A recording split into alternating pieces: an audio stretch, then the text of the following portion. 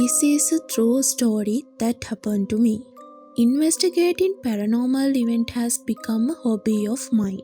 People don't believe in ghosts very often, but after hearing stories from some people, I realized that there are people who believed in these things and have experienced them. That greatly increased my interest in investigating these supernatural things. Anyway, the incident I am going to tell you now took place in the building opposite the one where I live. Even though the entire building was full of people, the building I am talking about has been empty since the day I moved in. Empty means a new building that has been abandoned. Also, when I look at the building, I got a very strange feeling. A sense of loss and darkness.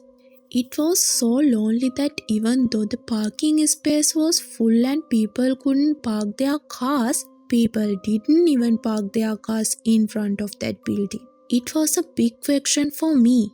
Why they didn't somehow restore the building to its original condition by housing people? Since I was unable to find an answer to that question, when I first arrived due to my heavy workload, I decided to do some research on this as I got used to this life. So I even thought I asked people I knew about it. I didn't get any important information. So after a while, I found a brother who was looking after building among these buildings. The one who looked after was the security guard of that building. So when I found out that this brother had been working there for 11 years, the first thing I remembered was that I wanted to ask him to take care of this abandoned building. But I didn't get to hear that. I had to move out of that province and go to another province for work. Somehow, I forgot that story over time. But one day, I met that brother in the province where I work. I think that this story is a story that should have heard, and I am telling it to you.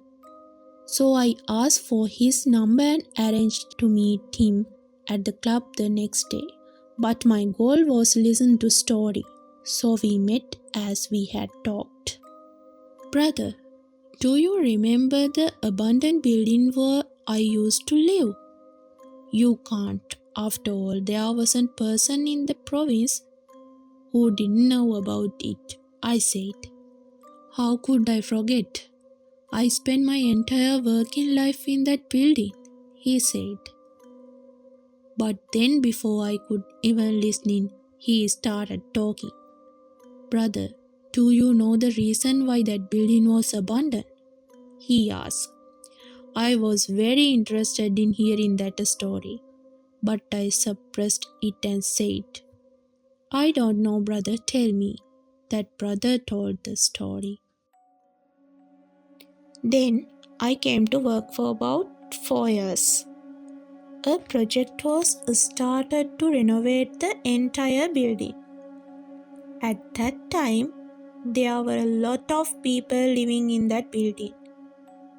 While we were renovating one building after another, we heard that a foreign family living in that building had committed suicide. So before the police arrived at the crime scene, I also went there to check.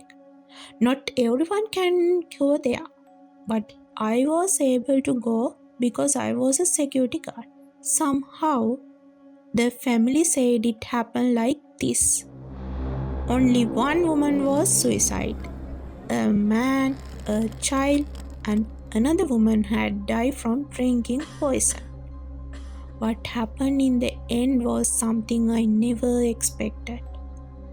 The man of the woman who had died by suicide was the one who had died from drinking poison. The other woman who was drunk was the man's common law wife.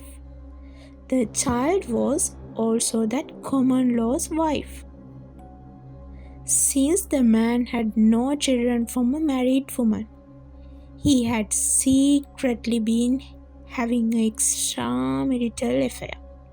When his wife found out about this, she lied and told him to bring them home and let her feed and take care of them. So the man trusted his wife and brought the two of them home. "Do you know what's going to happen next?" he asked. I understood the incident to some extent, but I wanted to hear it from him, so I asked the rest.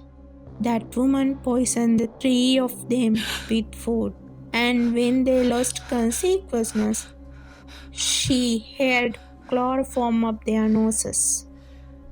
Knowing that the work would go wrong, that woman also committed suicide. So I asked, "Is this building closed because they died?" He said, "Wait a minute, tell you the story." Anyway, the lawsuit is over and the apartment is back for rent.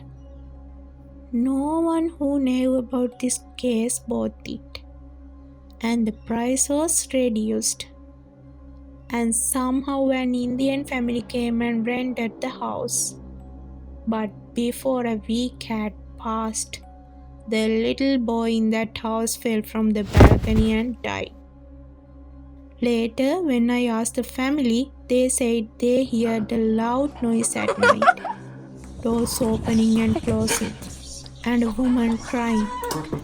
Meanwhile, complaints started coming in from neighbors that the pets kept in the house were screaming at night. Also, many people who saw a woman walking in the corridor abandoned that building and left. In those days, I also put to work in that building. The apartment in question was one of the 6th floor. Many people have seen a woman going to the 6th floor in the elevator. I thought it was a lie, but one day I saw it with my own eyes. I would say it was ghost when I saw it, but I felt strange when I checked the CCTV out of curiosity. I was the only one there. I felt like crying and I went and told the management about this. That incident had happened to many people. After that, the apartment was sealed. The day I was on night duty, I was very scared while working. I also heard one sound after another. I hear this sound when no one is around. I listened to breathe at that time. Sometimes I hear the sound of things being moved and taps being opened. When I went to check, there was no one there. That's how the building became deserted. He finished his story. "So, who do you think is the one who caused the ghost?" I asked him. He said it must have been a spirit because the wife died in anger. Even though he didn't say it, that was my opinion.